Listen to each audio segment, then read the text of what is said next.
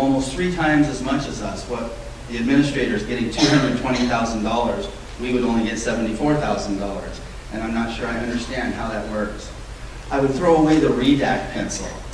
I would stop paying vast amounts of money to go find people from other places. There's 200 bankrupt cities in America. Of course, the rats are fleeing the sinking ships, and so we go pay money to bring them in and give them $40,000 raises when we don't even know who they are. I would prefer to hire people from within that have shown loyalty, that work with efficiency and expertise, that know our systems, and bring new people in at the bottom so that we can watch them. We can learn how their loyalty is and what kind of work ethic they have. These are the kinds of things that I would really like to focus on, changing the attitude downtown. Bring the money that we have out of the investment banks, because those are just corrupt criminal banks that the U.S. government is printing money and giving to them, and they're throwing away. And if they lose it, they get a fine, which is just the cut from the government. And we also give a whole bunch of money to the state government so that they can invest it in capital projects that aren't even in our district. We need that money here for small business loans, startup businesses, things of this sort. Another priority that I'm completely interested in is green energy. I'd like to talk about thermal energy. In California, they make 850 megawatts of energy, and we have more volcanoes than they do. What's our problem? Why aren't we using thermal energy to help heat our houses and industries? I want to talk about solar on every house. Why don't heating companies have a solar? It's because people don't think they're getting benefits. They can't use their own energy. They have to sell it back, and they don't even get a break on their energy bill. So I'd like to see solar on every house. And hopefully I'll talk about some other projects later.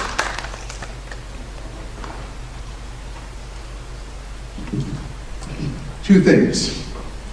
First, in order to start the process of restoring transparency and integrity to Lane County government, I want to work with county staff, other commissioners, and with a committee of regular citizens to take the nearly $500 million county budget and produce an interpretation of it, produce a diagram of it, produce a roadmap so that citizens can see where money comes into Lane County and where Lane County spends its money.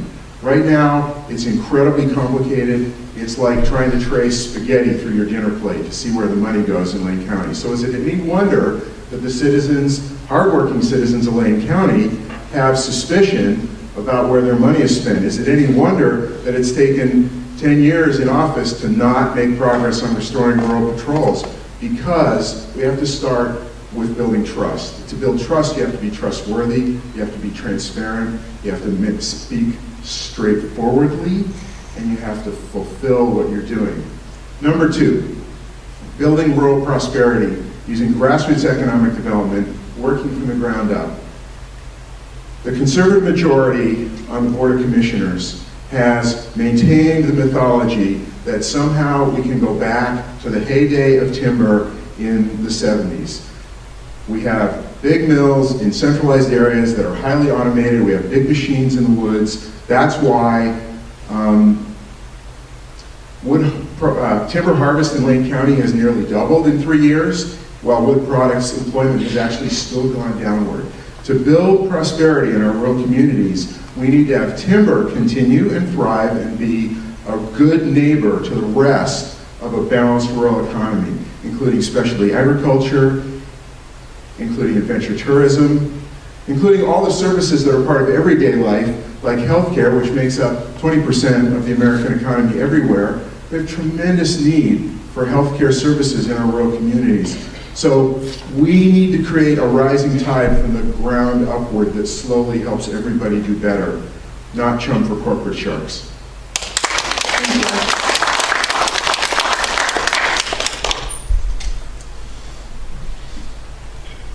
I'm going to have to kind of bunch these together. The one priority would be environment, and that has a lot to do with the whole timber industry and the Wyden bill and the Fazio bill and Kiss-Harbor State Forest bill, but we're going to also get into that as another question.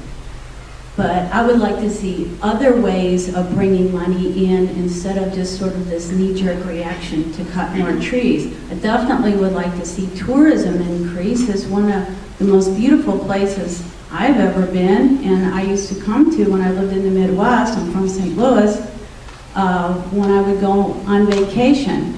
So that would be one priority, is jobs, and done in other ways like green manufacturing and definitely tourism. Another thing would be safety. Everybody's always worried about safety, and it's pretty safe here compared to some places I've lived, but definitely there could be more done. Also, yes, government accountability, as we've just heard. I so feel like that too. In fact, I don't think we should be allowed to have anything spent or any taxes raised unless people get a direct vote to do so. And as well, some of the government workers, yeah, they're set very nicely with big pensions while everybody else is groveling and hobbling things together. So I would say environment, jobs, safety, and then other priority, work on government accountability where everybody's involved in the process, because I think, first of all, I think public servants need to realize they're the public servants. They're supposed to do what people want, not have it be the other way around where you're just patronized and then they do what the heck they want and just tell you they're going to dip in your pocket again. So, thank you.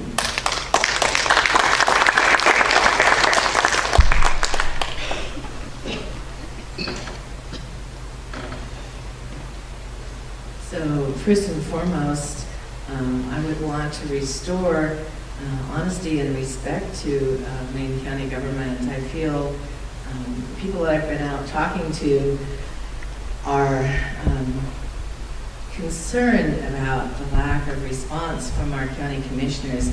In Springfield, when we have somebody who comes and speaks to us at the council, we respond to what they're asking or what they're saying. Sometimes the mayor actually instructs staff to follow them out of the room, out of the chambers, and address their questions or their needs.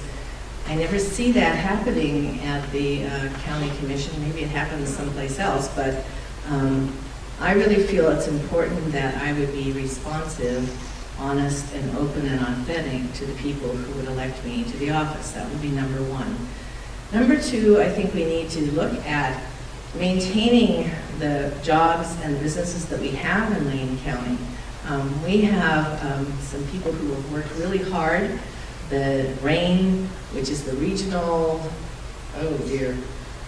Regional Accelerator and Innovation Network, which has just been started in the area, is advancing the formation, growth, and retention of tech-based startups in the South Valley in order to triple the current rate of new tech businesses and jobs. We need to encourage and be involved. I think I would be sitting at the University of Oregon business offices all the time, as encouraging them to encourage us to get those new business startups in Lane County, as well as maintaining the businesses we already have here. Another great way is to look at some of the sectors that we have, the agricultural, the health sector, encourage NEDCO as a great partner in Springfield in encouraging entrepreneurship, and I would see what we could do to advance that in all of Lane County.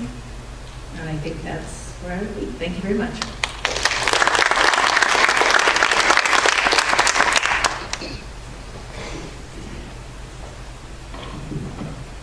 So good evening again, and again, I want to say thank you to the Lane County Republican, the College Republicans in particular, for inviting us here tonight.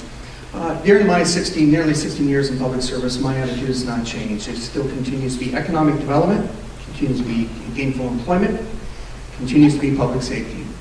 Ladies and gentlemen, you're looking at an individual right here that when I owned a chain of dry cleaning businesses, I was one of the first in the United States to start using alternative methods. We got out of using perchloroethylene solvents and started using water. Because here's the deal, Sheep, wool comes from sheep. Last I checked, when it rains, they don't shrink. But here, what would happen is that we actually had to import our sizings, our detergents from Europe. They were not made in the United States. Today, you have companies throughout that are making these types of sizings and detergents throughout for the industry. What I'm saying here tonight is that I don't talk about it. I actually put my money where my mouth was because it was important. Environmental protection, economic development go hand in hand, and I am here to prove it. I'm here to prove that it works and you can make it work. The other thing is when you talk about that, it really teaches you to think out of the box. That's why if you look at Springfield today, there are over 5,000 employees in healthcare. How many are in the timber industry? Less than 1,000. The economy continues to change. We need to make sure that we adapt and we're prepared for it. And I think Lane County right now is moving in that direction, that we're going to be in pole position. That's the key, being in pole position, make sure that we're going to be able to, when companies look here, local companies want to expand, new companies want to come in, we're going to be prepared. Next is public safety. As many of you know, we did pass a levy. First time in a generation a levy like this was passed in Lane County. You think about that for a moment. You think about that. This was 25 years or so that a public safety levy has passed. Now it's time to put together a plan. That's why my suggestion was put together a 10-year plan. Not knee-jerk, but instead a plan, and plan this out. How do we get to where we need to get, making sure that Lane County is safe, so when businesses are expanding, new companies are coming in, they will feel that they're going to be in a safe environment. Thank you very much.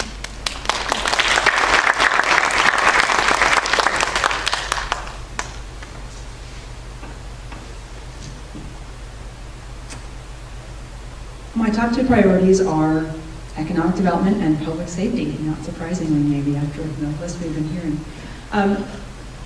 This county is rich in natural resources and agriculture, food processing, medical technology, information technology and high tech, entrepreneurship, civic participation. We're rich in many ways, and timber is going to be a part of that picture going forward, but the Lane County economy, a thriving economy of the future in Lane County, is not going to look like it looked in the past. It's not going to be, although timber got us here, it's not going to be the main event going forward. It's going to be part of a mix of a diversified economy where we're thriving on many strengths, not just one. And so as a county commissioner, I will be working to build partnerships between Oregon State University's, say, food processing expertise, U of O's business school, LCC's job training programs, agricultural producers, food processors, bringing together groups of people and talking about what will, for instance, the food products that we can produce. How can we increase food production in Lane County? How can we produce, increase our strengths and a diverse set of strengths? And in terms of solving our public safety crisis, and we really still have a crisis. It's not okay when rural areas of Lane County don't have sheriff's services, don't have rural patrols, and don't have a response when they call 911. So although it's important, and I am glad that we passed the levy a year ago, moving forward, there needs to be more. We need to have more of a balance. Prosecution needs to be addressed. We need to have probation and probation services needs to be improved. Prevention and intervention. We need to balance our public safety investments across a wider range of the needs, the public safety needs. And part of how we're going to pay for that, I think, is I'd like to see us bring back an internal auditor who goes through the books and looks, do any of us really trust that we're not wasting money in other parts of Lane County government? So we should be auditing every department and every contract and looking for ways that we can take that money and apply it to the public safety system to bring back, especially bring back rural patrols.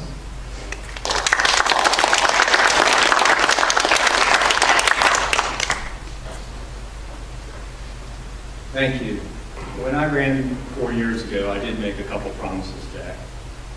I promised that I was going to concentrate on making Lane County more business friendly and bringing jobs to Lane County, and that I was going to look for cost savings in our budget and concentrate and prioritize our public safety system and improve public safety.